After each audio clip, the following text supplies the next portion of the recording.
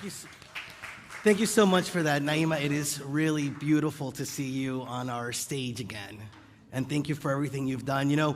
Naima did create this harvest table for us to really honor Kwanzaa and to honor the tradition of Kwanzaa, which is really a celebration of the harvest. And I loved when I was, I like to just learn, and see what I'm learning means to me. And one of the things that I read is that it's also like a celebration of how we're harvesting the relationships that we have, how we're harvesting more love and more peace and more joy, not only in our lives, but to being more conscious of the ways in which we are adding to others' harvest of those things. And so, anyways, I'm just excited that we can do this today and have a question for you. Habari gani? Habari gani? So I love it. Habari gani, yeah. So it actually translates to what's in the news. And during Kwanzaa, during the celebration, it's part of a call and response. And so somebody will say, Habari gani, and people will respond with the day that they're celebrating. And today's day is? Which is? Unity. And isn't that just amazing, actually, that here we are on a Sunday morning, right, at Unity on the Bay, and honoring the tradition and the cultural holiday of Kwanzaa, today's day being Unity. And I just really love the synchronicity of that, because it just tells me even more so that there's something here for all of us, that all of us are going to be able to glean something from this beautiful holiday that we're getting invited to experience. Well, some people are experiencing it once again as it's part of their tradition, right? People that are here in Unity and African Americans throughout the United States and around the world, really. And for some of us, it's something new and something that we can really learn more about, and through that learn more about ourselves. So it's a 7-day holiday. It was really started to honor the harvest, but really to honor the heritage, the rich African American heritage that was really needed to be uplifted, especially when it got started. It got started by Dr. Karenga, who is a professor of American Studies, and he really thought that the Black community especially just really needed to remember their truth and their strength and the rich history and heritage. And I love that, because one of the things that we do in Unity also is invite ourselves to remember that. We come from a rich history. All of us come from a rich history of overcomers, of people that are continuing to evolve into a greater acceptance of the divinity that is within us. Now, this holiday then was started in 1966.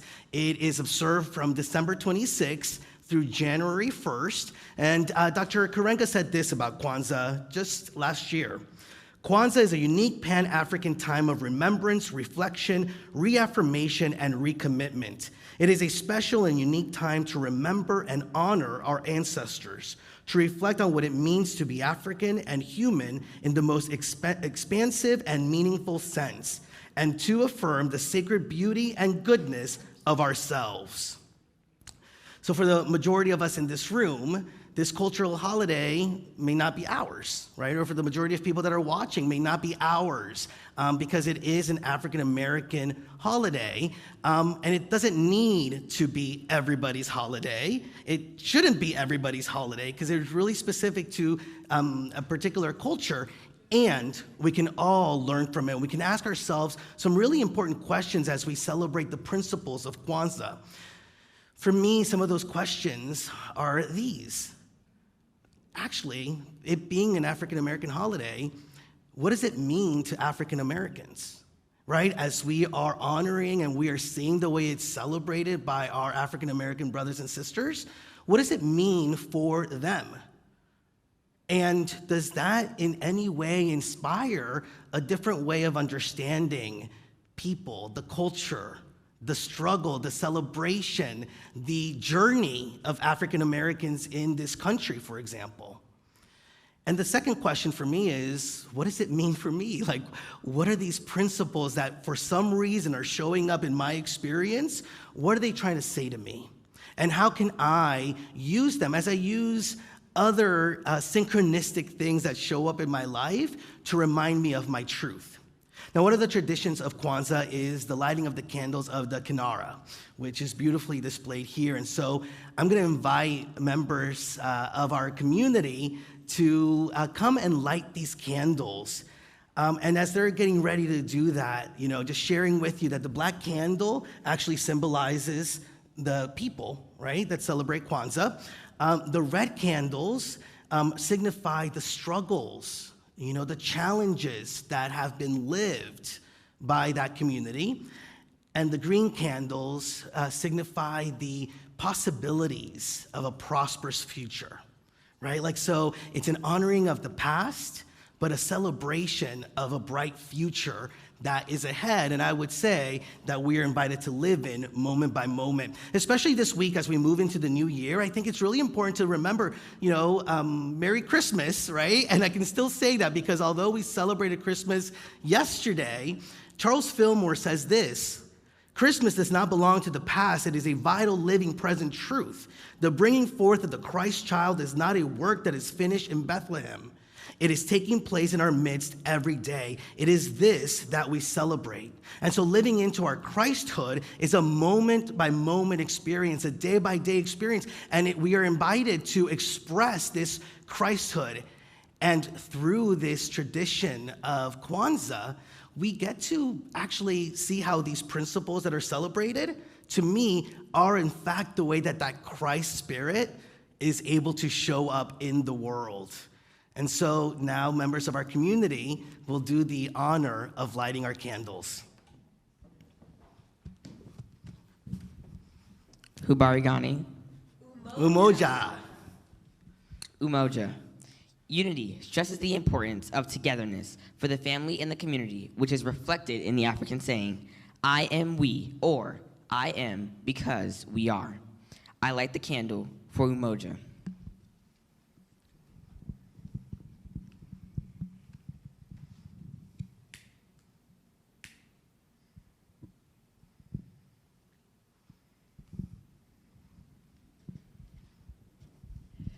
Kujichagulia, self-determination, requires that we define our common interests and make decisions that are in the best interests of our family and community. I light this candle for Kujichagulia.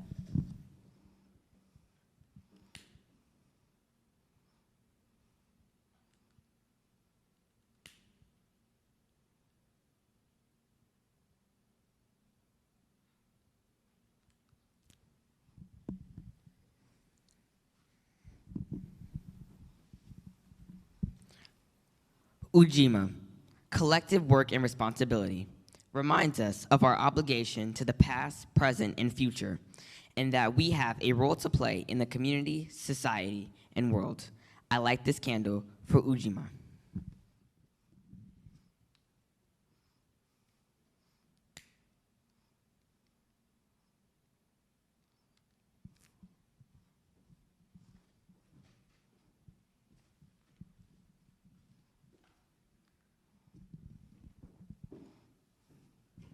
Ujamaa, cooperative economics, emphasizes our collective economic strength and encourages us to meet needs through mutual support. I light this candle for Ujima.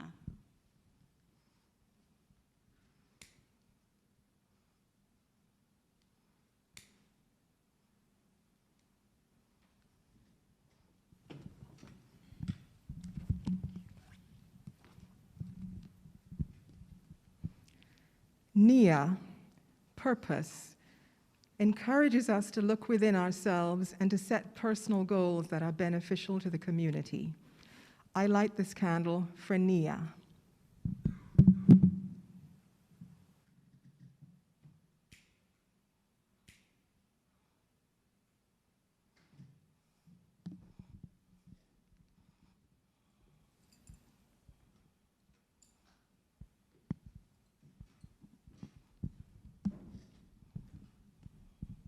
Kuumba, creativity. It makes use of our creative energies to build and maintain a strong and vibrant community.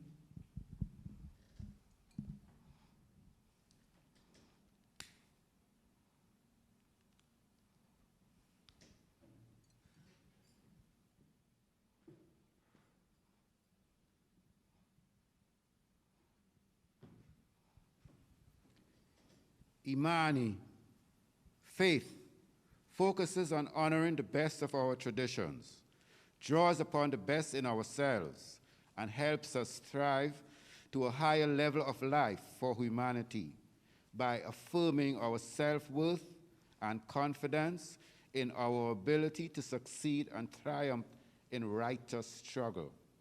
I light this candle for Imani.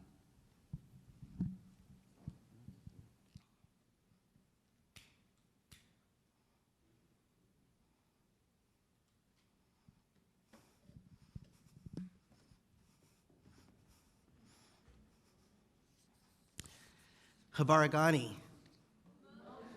Habarigani. Habarigani.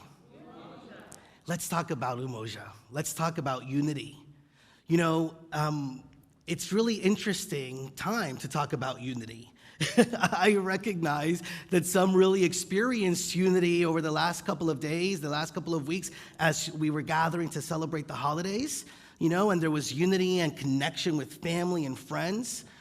But I also realized that at some of the get-togethers that we may have had, we may have realized that there is a disconnect or maybe even disharmony with some members of our family or friends, right? And I also recognize, because of the times that we are living in, that there are many people who didn't celebrate Christmas, for example, with people due to COVID, right? Due to other things that may be going on. Maybe this was the first year that somebody was celebrating Christmas after the loss of a loved one. And so it's an interesting time to talk about unity. But I also realized, for those of you who watched or were here for the Christmas Eve service, you know, it's in the heels of the message that Chris also invited us into, which was very simple. It was about being nice. I mean, it was a simple but strong and deep message about being nice. And the reason for that coming up is because in many ways, right, like this has been a time of some upheaval, being down each other's throats, you know, judgment, moving through pride, through weariness that we may be experiencing. We really have been experiencing some turbulent times. And so what a concept to invite us into recognizing the ways in which we can express unity and live into unity more fully in our lives. Sig Paulson, a unity minister, says, "We have been trampling on each other and on the rest of the universe because we have not understood its oneness, its unity." And so the invitation is for us to lean on unity. And I'm talking about this unity. I'm talking about the unity principles. I'm talking about the unity that we know is within us in the unity of God, right? Like we are one with God. We are one with each other. We are each other. Now, unity or oneness doesn't necessarily mean sameness. Unity and oneness allows and creates the space for our unique expressions of the divine. That's why I love that we're doing this service where we are highlighting different traditions for some of us, because in recognizing that, in learning about that, we can come to a greater sense of understanding each other. And through that, we can live in a greater space of harmony and unity with each other. Now, for me, I recognize that really the path to unity is a path of recognizing our truth, of really stepping into and embodying that Christhood. Donald Curtis said, "The path towards unity, the path towards wholeness on any level, penal, social, national, or international, is always really the same path. It is the path toward creative expression, the upward path of recognizing our true spiritual nature." And so unity is a product of living into our Christhood, of embodying our truth more fully. So how are we practicing unity in our lives, right? Like as we are honoring today Umoja, like how is it that we're really living into it? How is it that we're expressing it? And how is it that we're even open to it? Because sometimes I recognize that I'm not even fully open to stepping into a greater sense of harmony. Right? Sometimes I hold on to grudges. Sometimes I don't want to forgive. Sometimes I don't want to see some of the shadow that has been within me or around me. And so this is really an opportunity for us to get more clear about what are the things that are stopping us from feeling that unification with our divine, God, with our divine sense of self, and with each other. As we sit on a cusp of a new year, we may want to look at what are the areas in our lives that may need some forgiveness, that may need to have something be released and let go of, right? And the question is, are there areas of our lives, are there relationships in our lives, whatever those relationships may be, where reconciliation is being called up? Reconciliation, that ability to be in harmony with each other, harmony within ourselves. And as we think about, the new year, right? 2022 is just around the corner. How do we want to use the next couple of days to clean the slate?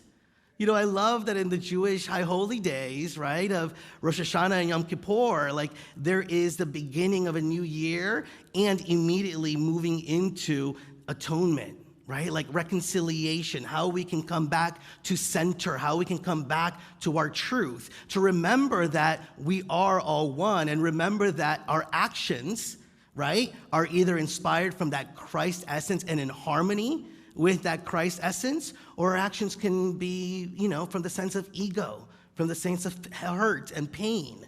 And which one of those do we want to choose? And which one of those do we want to create the pathways to live more into moment by moment? And so reconciliation is to restore the harmony that we know is already within us. For we know that this Christ spirit that is alive in us, harmony, love, peace, joy, all of those things are a part of that Christ essence. And so how can we just get out of the way, clean the slate so that we can live more fully into it? We start with ourselves, seeking unity with our own divine nature. Really stepping into remembering who and what we are and asking ourselves, right? Have we held ourselves to a different standard than that? Are there any ways in which we have judged ourselves to be less than the perfect expression of the Christ? Are there any actions that we've taken this year that when we look back on it, fills us with some sense of guilt or heaviness, right? And so part of our work during this week, and part of what I'm inviting myself into, especially today, is looking at how I clean that up. Looking at how I can release the guilt, some of the shame that may have happened, release myself from the bondage of disharmony and of thinking that I am anything less than the perfect expression of God. And reconciliation really invites us, when it's true, invites us into action, right? Because I understand that it's more than just words. It's more than just feelings. There is actions that are being called for from us, from that sense of unity and from that sense of forgiveness and from that sense of recognizing our truth. And so we have a couple of days to do the work.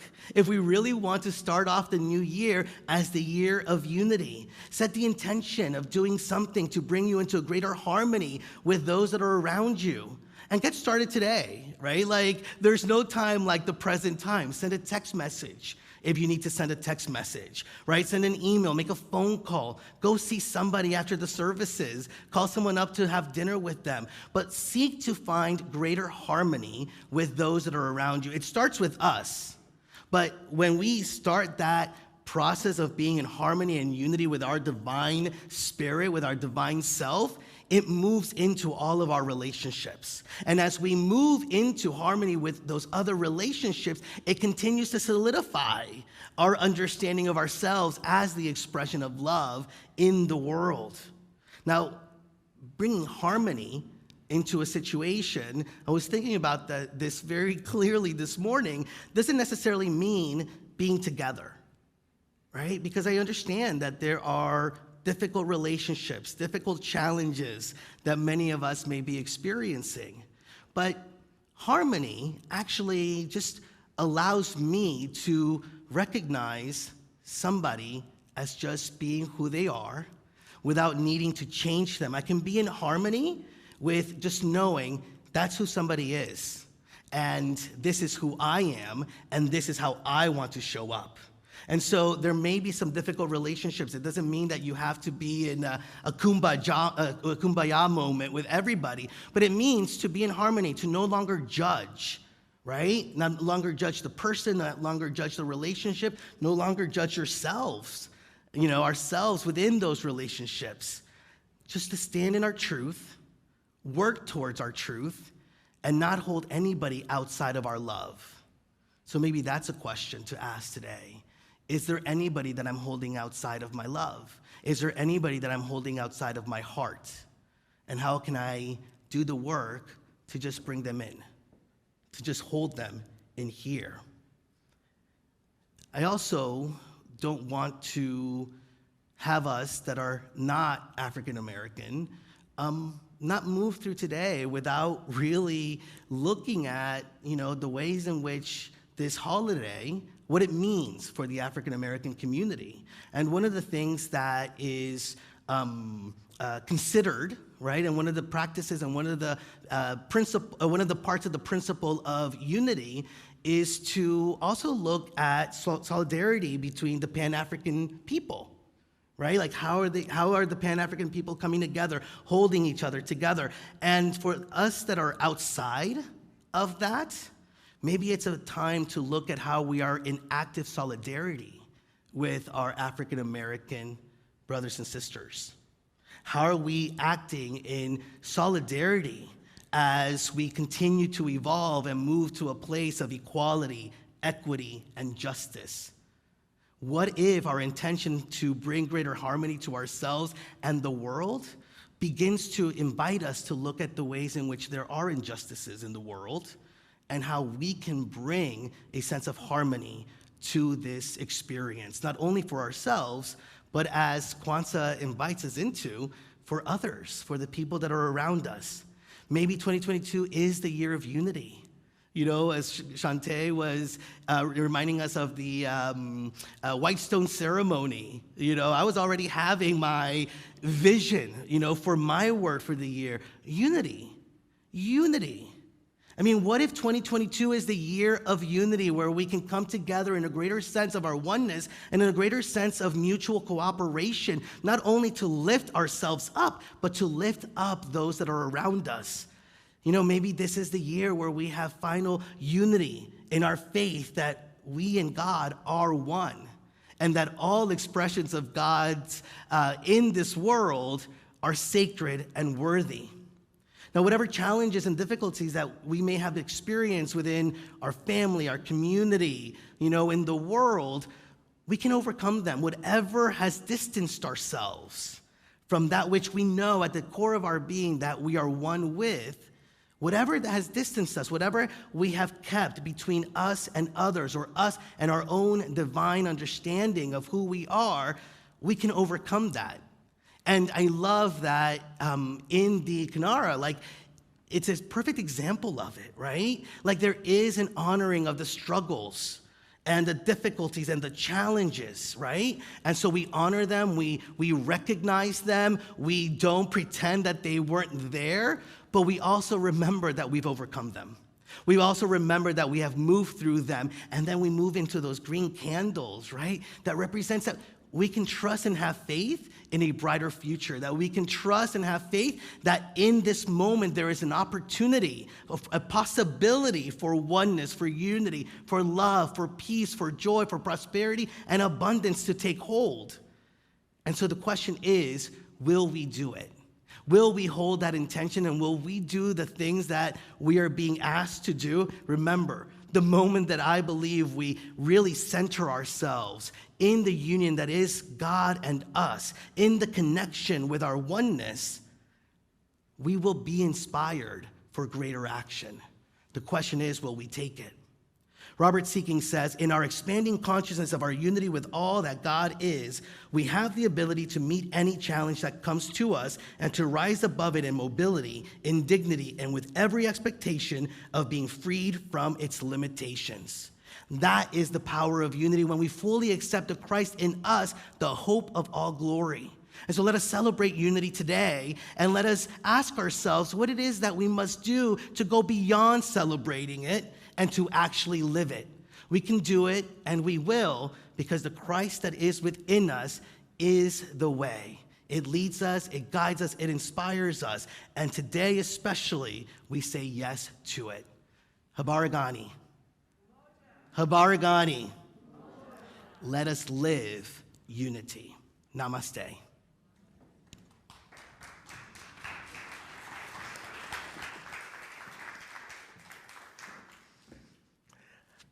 That was beautiful, Reverend Juan. Thank you so much. Happy Kwanzaa, everyone. Wasn't this a beautiful way to kick off our Kwanzaa celebration? We hope that you learned something. Did you learn anything today?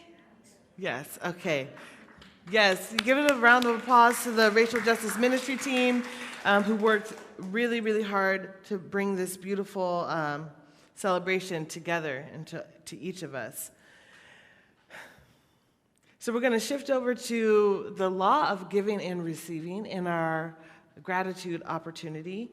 It's your opportunity to give in gratitude for all of what you've received today. If you feel that you've been fed, you find the value in the service, and you're ready to give back to Unity on the Bay, there are envelopes available for you to use, or you can text and go green by texting the word GIV, give, to the number 833-245-5645, and that number is also available on the screens and in the chat as well if you're watching from online.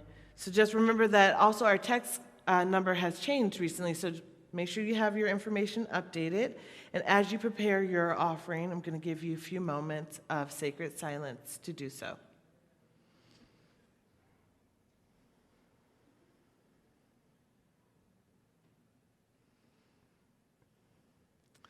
We are so grateful for your gifts and for your generosity. Let us take a moment to bless these gifts together. With our offertory blessing, we'll say, divine love that I am blesses all that I give and all that I receive. Amen. So we're going to close by blessing the children who've been in the kids zone, blessing the child, the inner child within you, blessing the children who are in your home, just sending lots of love. With our children's blessing, you can place your hands together, create some energy, some love to extend as we say together, children, we love you, we bless you, we appreciate you, we behold the Christ in you, and we see you doing great things. All right. Remember that we are here to pray with you, so you can, if you're here in the sanctuary, you can find any prayer chaplain to pray with after services wrap up. Otherwise, you can drop your prayer requests in the chat, and your request will be prayed over by our prayer chaplain team. With that, we'll welcome up Reverend Juan to close us out with the prayer for protection and the peace song. Yeah, and before I do that, I want to invite all of you to join us on social media. So starting today, the Racial Justice Ministry has put together a whole Kwanzaa experience with videos that include Naima and her family as part of the celebration, so that we can all just get more out of the Kwanzaa experience for the next 7 days. So make sure that you check out Facebook, YouTube, and Instagram.